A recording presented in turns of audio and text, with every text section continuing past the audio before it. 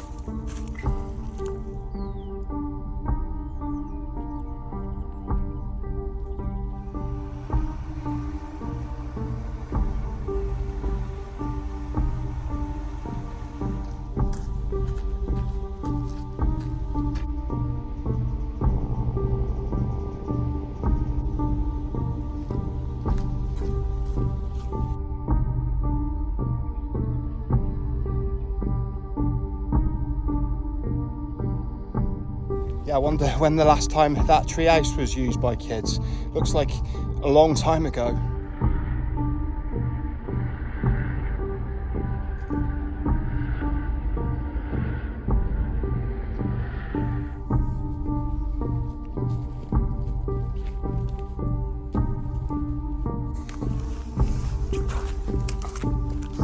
And I'm sure I've said it on other videos, a lot of good adventures do have a mystery Greenwoods element to them, or you might say it's a mystery Greywoods at this time of year. And before long we see this curious little stone thing up on the hill.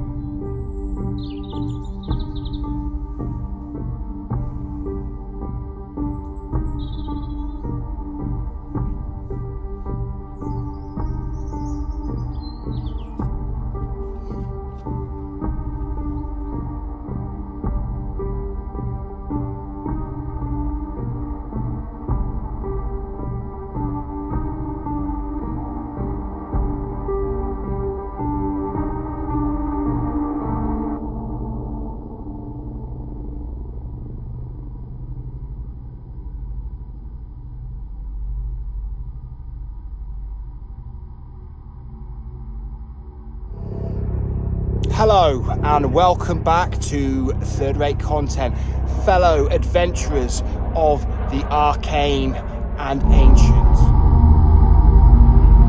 And today we are going to be diving into the heart of British folklore, magic, mystery, history and all the rest right here at the Devil's Ring and Finger near Norton in Hales, just on the Staffordshire-Shropshire border.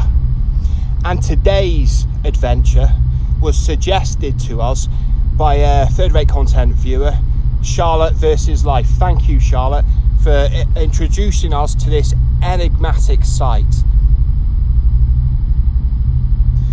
We're going to be finding out all about it, its history, its speculative history, the magic are tied to it, and the folklore.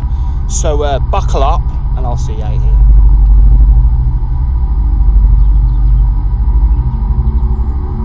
Yeah, here we are at the Devil's Ring and Finger. It's not just a stone monument, it's actually a portal into another time. Let's get closer to it and find out all about it.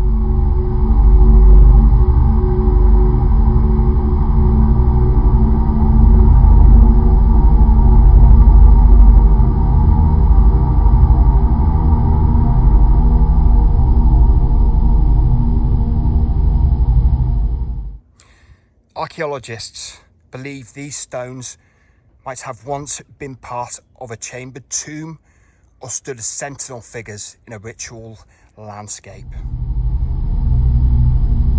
The stone's current placement does leave a lot of questions whether they were originally placed here, moved here, or basically what exactly they are. I mean, you do find these rings in Neolithic and Bronze Age monuments sometimes, or ancient monuments, but it's whether it was somewhere else or part of a chambered tomb.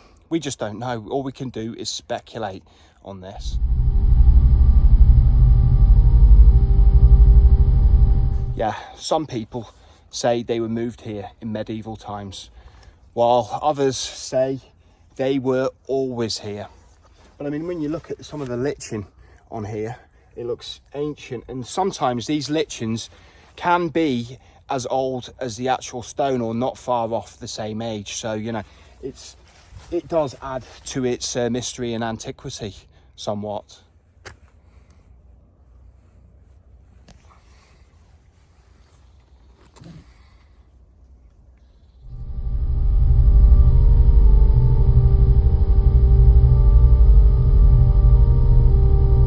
Folklore surrounding the Devil's Ring and Finger is enigmatic, and the most famous tale is of the devil himself dancing full of exuberance around this ring. He danced so fast that he got his finger stuck in one of the stones, thus making the hole in the middle. Do you believe that? Tell me what you think in the comments. Either way, thank you. The stone wall that surrounds the wood here looks ancient in its own right. Victorian historian Mr. T.P. Marshall believed the site might have served as a Druid's altar within a sacred grove. According to his interpretation, the circular stone represented an altar for the sun god, symbolising life, good and increase, while the finger-like stone was associated with the serpent god, representing evil and death. This reflects the duality found in ancient Celtic and Druidic beliefs. Yeah, you can see these very pronounced grooves on the finger stone. And there is folklore suggesting that the grooves were used for sharpening prehistoric tools or weapons. This practical use intertwines with the mystical, suggesting that perhaps these tools were not just for everyday use, but could have been for ceremonial or magical purposes.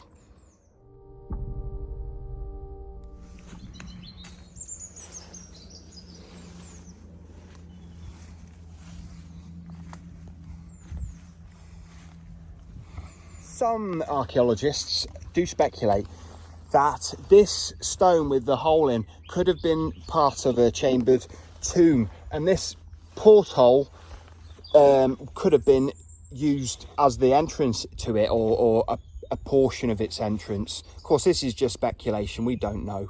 But I will say, this area, I don't know if it's the weather today or just what it's like, there is a sort of aura or mystique around it, and it's palpable when I'm here on my own. And what are these marks? Do you think these were added just randomly by like farmers or people around here, or are they something else? They look like they've been here for a long time though. Yeah, I don't know if you can see them properly here in the middle of January, but there is buds coming through on these little trees here, and you can see why in summer this monument is virtually invisible. It's covered with undergrowth here just in the woods and trees in front of it, so, and it's not on a public footpath, so you might just never be able to find it.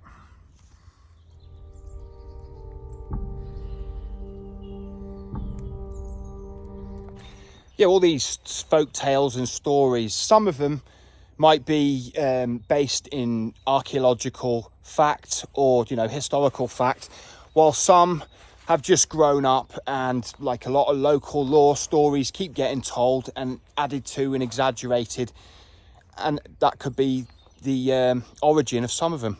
But again, we don't know. We just got to speculate and use your own intelligence, imagination and perception, really. Yeah, if you look here, you've got this like channel, and I'm not sure if this has been worn out by water, maybe. Oh, I'm not sure. It could have been carved. It's hard to see with the moss on there. But yes, right the way down. It's a long site. And now we're going to delve in to some stories and lore about magical rings. And with J.R.R. Tolkien being based during World War I, very close to here at Penkridge with his family, he may well have visited the Devil's Ring and Finger. And of course, the ring was a very big part of one of his key works, The Lord of the Rings. So let's find out about some of the lore of magical rings.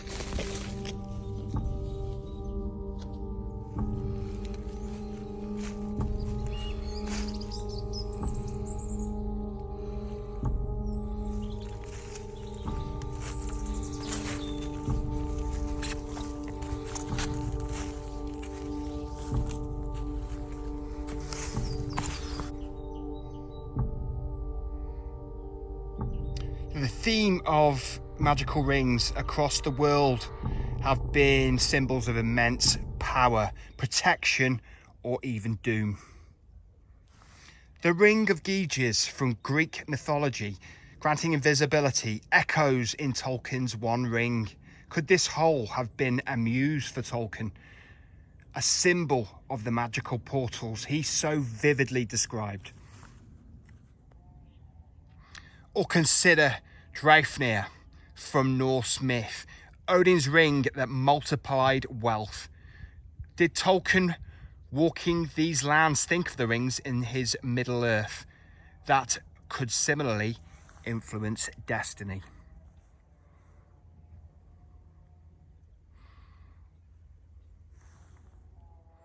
And of course, we can't forget Andvar Anort, and it brought misfortune in the Norse sagas. Could this site, with its tales of the devil, have echoes of its own misfortune? Who knows? The idea of rings in folklore isn't just about the physical item. It's about the magic they symbolise. Here at the Devil's Ring and Finger, we're standing where myth meets earth. Possibly where Tolkien's imagination was fired. From the ring that could control demons in Middle Earth, to the rings that could control demons. King Solomon was said to have a ring that controlled both demons and the jinn, and he enslaved them to build his legendary temple on the Temple Mount in Jerusalem. The idea of rings in folklore isn't just about the physical item, it's about the magic they symbolise. Here at the Devil's Ring and Finger, we're standing where myth meets earth, and possibly where Tolkien was inspired to write his tales of Middle-earth. We've had rings that control demons, as in King Solomon. Tales to the One Ring's journey across Middle-earth. Each story resonates with the mystery before us. Perhaps these stones were more than just markers of time. Perhaps they were portals to another realm of power, protection, or even a curse. What do you think? Could these stones have influenced Tolkien's work? Or Tolkien's work? I'm terrible with name pronunciations. Or are they just markers? Markers of time, markers of something else. I would love to hear what you've got to say on the subject.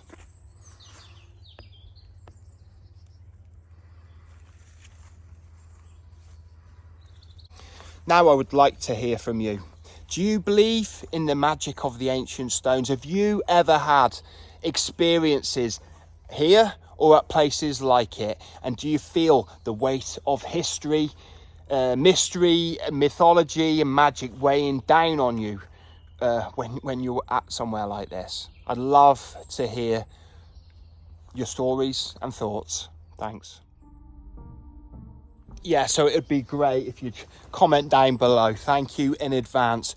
But I'd also like to say I was given the heads up about this site by, like I said, Charlottevslife, and that was on Instagram.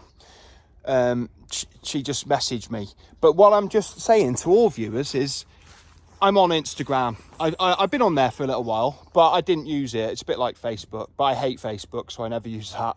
But I'm going to be using Instagram regularly going forward in 2025. So if, like Charlottevslife, if you've got anywhere you think that I should be visiting or you'd like to see third-rate content visiting, feel free to message me on Instagram. I'll be on there every day. Thank you. And thank you, Charlottevslife. And as well as messaging me on Instagram, feel free to follow me over there.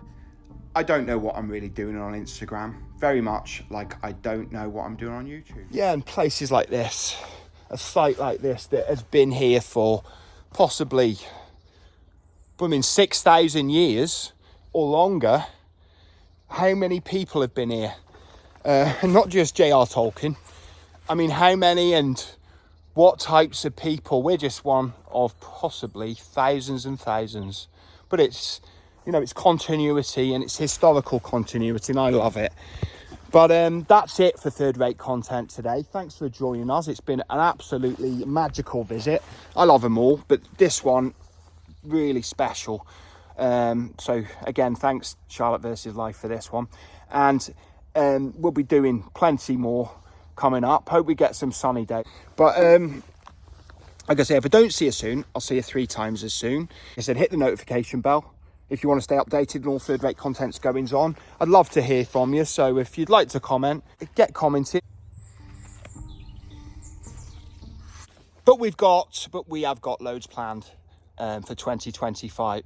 So if I don't see you soon, I'll see you 3 times as soon. Third-rate content, sign out. Bye-bye.